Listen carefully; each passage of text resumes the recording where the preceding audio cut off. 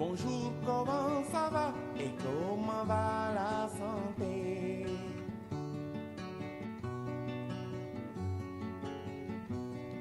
Bonjour, comment ça va et comment va la santé? waaw mën naa dellu siwaat ci importance bi parce que tey man lii ñi may àndal yëpp xam nañ ko ci man dootuma defati benn activité bu dul consultation gratuite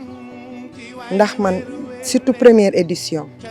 dama gis loo xamante ni dafa jéggi dayo parce que ay maire dañu yor seen ay feuille ECG ñi yor seen ay ordonnance ku nekk daw si di ñëw ne sama doom lii laa bëgg sama doom lii laa bëgg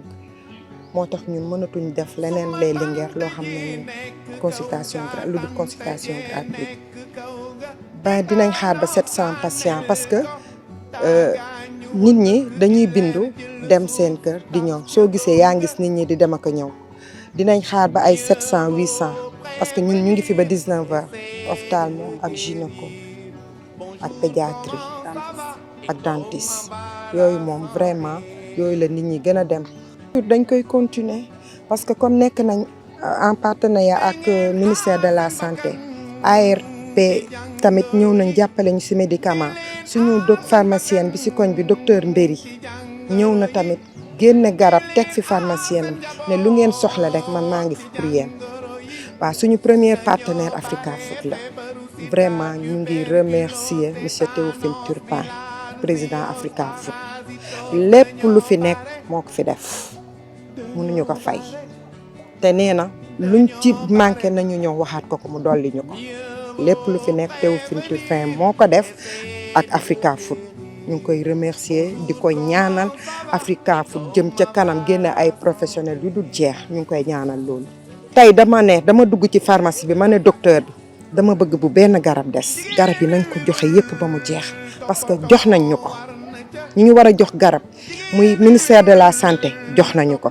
muy ARP jox nañu ko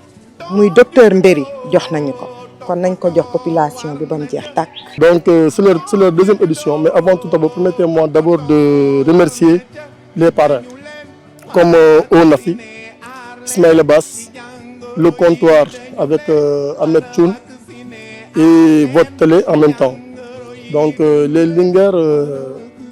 on doit les saluer parce que c'est une geste très noble et c'était pas évident parce qu'ils l'ont organisé il y a même pas 2 ou 3 semaines. Ils se sont cassés la tête pour avoir cette réussite d'aujourd'hui. Donc félicitons-les et félicitons aussi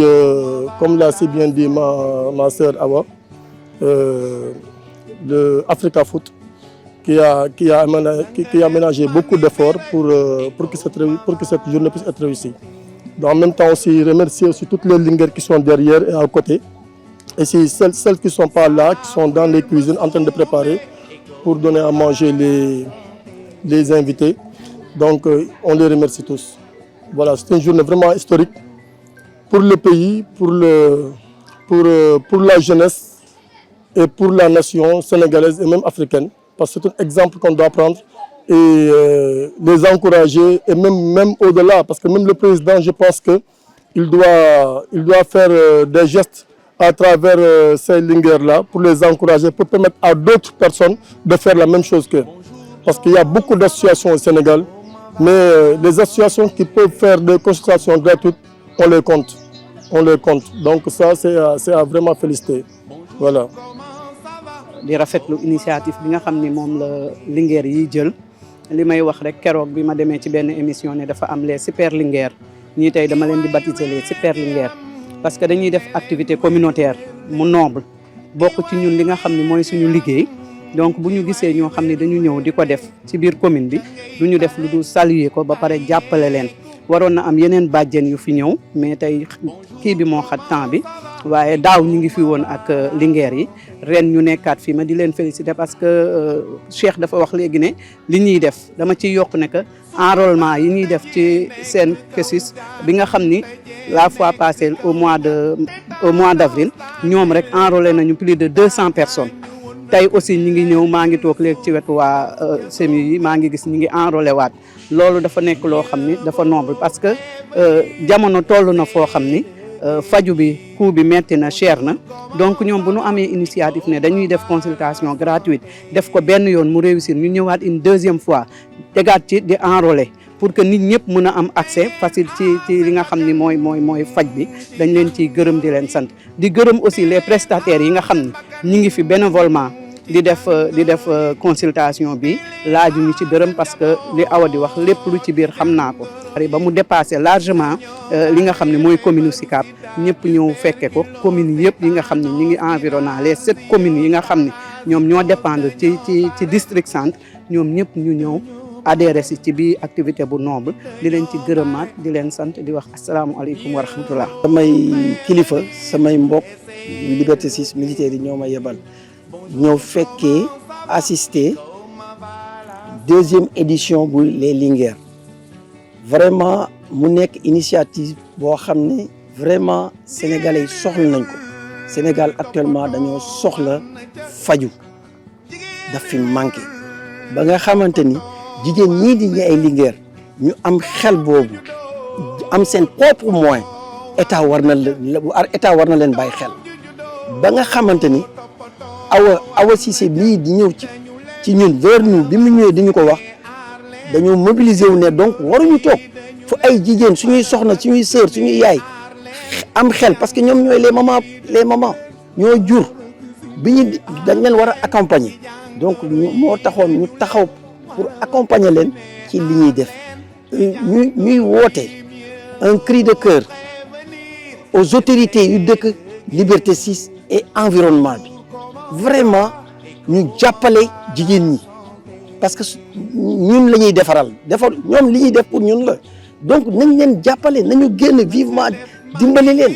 loolu laa amoon vraiment di remercier sponsors yi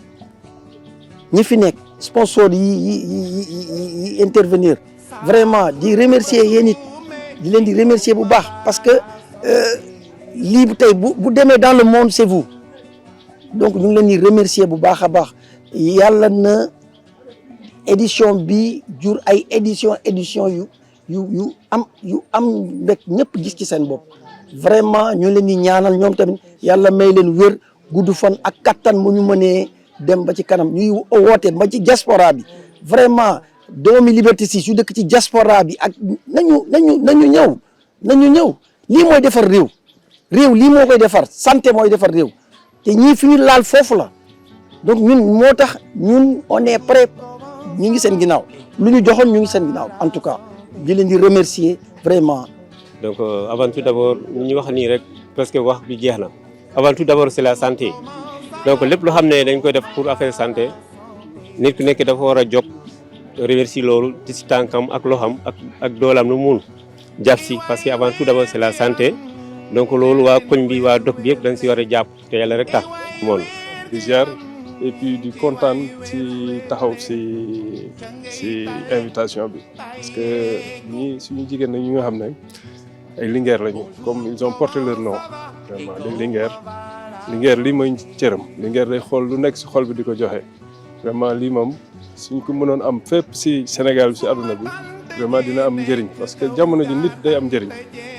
doomu aadama day am njëriñ parce que toog ne lépp dañ la koy defal loolu dootul amatoo njëriñ nit balaa muy mën a am njëriñ dëgg mu seet lu mu gën a bëgg ak lu mu gën a soxla jamono yi gën a soxla mu tegal lañ vraiment man ñii amul lu mu leen di fay parce que l'idée est noble voilà c'est la noblesse vraiment moom amuñu payeur lu di jàppale leen ils ont besoin d'aide du moins donc ñu jar a jàppale lañu ci zahir ak batin parce que il le faut man sama wax fii la mën a yem vraiment kontaan naa ci ñoom. macha allah ñoom li ñuy def nii man depuis 2003 maa ngi ci liggéey ci extension ci mosquée Masjid Salam waaw foofu laa dëkk donc yàgg naa def ay consultation gratuite ak waa Herbert Royer waa neurologie waa Fann yëpp damay liggéey ak ñoom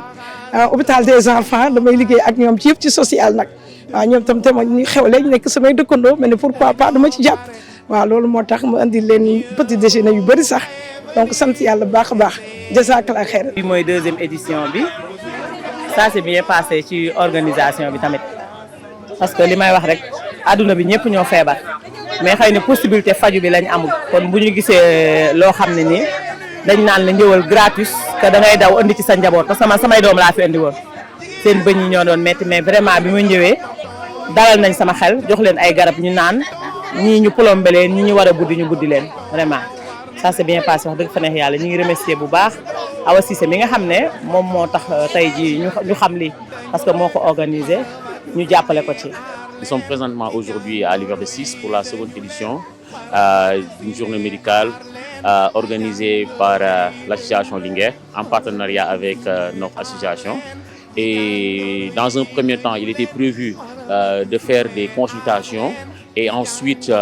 faire procéder à des enrôlements à la couverture maladie universelle, chose faite avec l'équipe de la CSU, et aussi un plan de suivi pour les patients déjà consultés. Donc nos ingénieurs sont en train de travailler sur un plan de suivi permettant d'avoir la traçabilité des patients déjà consultés. Donc alhamdoulilah, la campagne se passe à merveille et je pense d'ici ce soir, nous allons atteindre l'objectif qui nous a été assigné, c'est-à-dire 800 patients. Voilà, il est bien maintenant de